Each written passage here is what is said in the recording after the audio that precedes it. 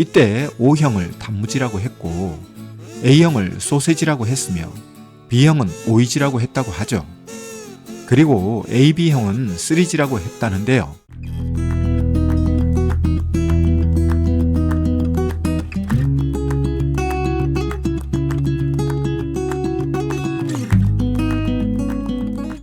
안녕하세요. 동행쌤입니다. 먼저 구독과 좋아요 부탁드립니다. 고맙습니다. 오늘은 똥꼬집에 대해 알아보려고 합니다. 우리 주변에는 고집이 센 사람들이 있죠.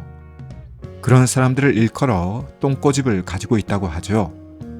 모든 사람들은 일정 부분 고집을 가지고 있습니다. 그런데 대부분의 사람들은 고집을 적당히 사용합니다.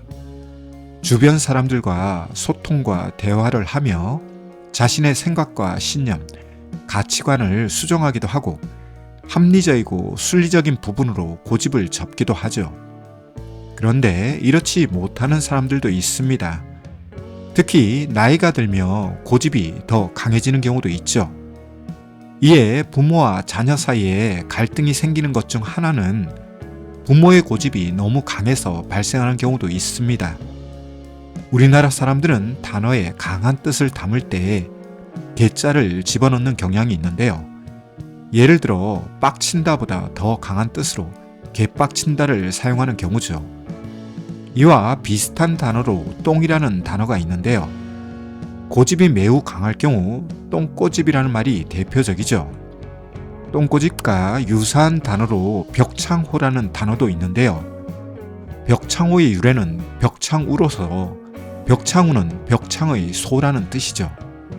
그럼 벽창은 어디에서 유래한 것일까요? 이는 평안북도의 벽동군과 창성군을 줄여서 부르는 것으로 이 두 지방의 소가 덩치가 크고 성질이 억셌다고 합니다. 이에 벽동과 창성지방의 소처럼 고집이 세고 우둔하며 고지식하여 도무지 말이 안 통하는 사람을 벽창우라고 했는데요. 이것이 벽창으로 바뀐 경우죠. 똥꼬집과 비슷한 말로 고집불통이나 단무지, 독불장군 등도 있는데요. 여기서 단무지란 단순, 무식, 지랄의 줄임말이죠. 단무지란 유행어가 나왔으니 말인데요. 예전에 혈액형으로 성격을 논하던 시절이 있었죠. 이때 O형을 단무지라고 했고 A형을 소세지라고 했으며 B형은 오이지라고 했다고 하죠. 그리고 AB형은 쓰리지라고 했다는데요. 단무지는 단순, 무식, 지랄의 줄임말이고 소세지는 소심, 세심, 지랄의 줄임말이며 오이지는 오만, 이기, 지랄의 줄임말이고 쓰리지는 그냥 지랄만 3번이라는 뜻이라고 하는군요.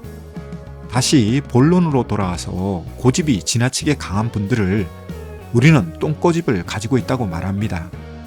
그럼 똥꼬집은 왜 생기는 것일까요? 여기에는 여러 가지 추론이 있습니다.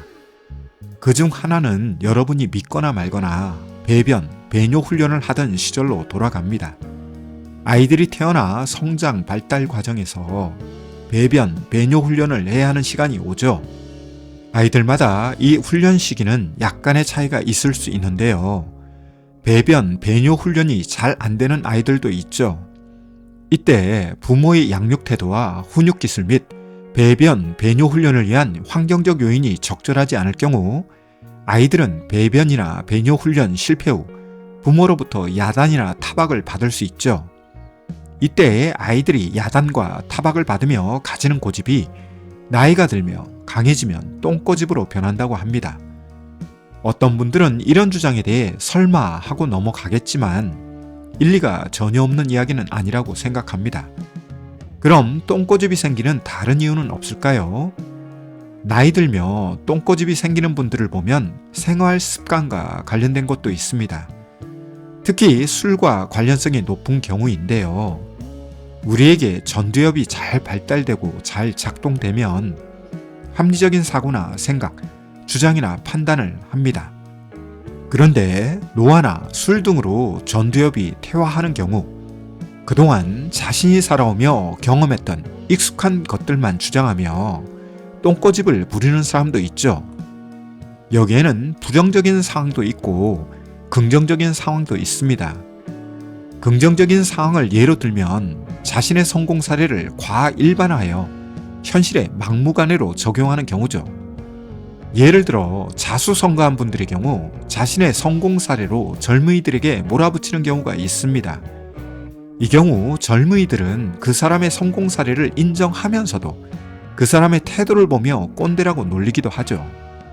왜냐하면 그 사람의 성공 사례가 벌어지던 시절과 지금 현재의 상황이 일치하지 않음에도 불구하고 자신의 성공 사례로만 몰아붙이는 태도에 대해 젊은이들이 저항감을 가지는 경우죠. 다른 이유로 똥꼬집이 생기는 경우도 있는데요. 자존감이 낮고 자기 확신이 없으며 자존심만 강할 경우 똥꼬집으로 버티는 경우가 있습니다. 이런 사람들은 자신의 잘못에 대해 인정도 사과도 하지 않고 반성이나 성찰은 생각도 시도조차 하지 않죠. 오로지 자기 방어에만 몰입하기 때문에 주변 상황을 합리적으로 통합적으로 보지 못합니다. 그런데 이런 분이 어떤 조직의 리더가 되거나 그 조직에 큰 영향력을 미치고 그 조직으로부터 큰 권한을 가지면 어떻게 될까요? 그 조직의 안정성과 합리성은 사라지고 그 조직은 그 리더의 똥꼬집대로 흘러가며 망하는 길로 갑니다. 그런데 이런 분은 똥꼬집만 부리는 것이 아닙니다. 분노나 경로를 통해 자신의 똥꼬집을 관철하려고 하죠. 또한 자신에게 주어진 힘을 사용하여 타인을 억압하려는 등 똥꼬집의 후유증은 큽니다. 이것은 가정 안에서도 존재합니다. 만약 부모나 자녀 중 똥꼬집을 가진 분이 있다면 그 가정의 정서적 분위기는 최악이 되죠. 따라서 가정 안이나 가정 밖에서 똥꼬집은 긍정적인 효과보다 부정적인 효과가 더 가깝습니다. 오늘은 조금 엉뚱하게 똥꼬집에 대해 다루어 보았는데요. 명절을 맞이하여 부모와 형제자매를 만나는 자리가 이루어질 것입니다. 이 자리에서 똥꼬집으로 인해 가족 모임의 분위기가 손상되지 않기를 바랍니다. 부모와 형제자매 사이에도 잘한 것이 있으면 칭찬하고 넘어가시고 잘못한 것이 있다면 사과하고 넘어가시길 바랍니다. 오늘 준비한 것은 여기까지인데요. 도움이 되셨다면 구독과 좋아요 부탁합니다. 고맙습니다.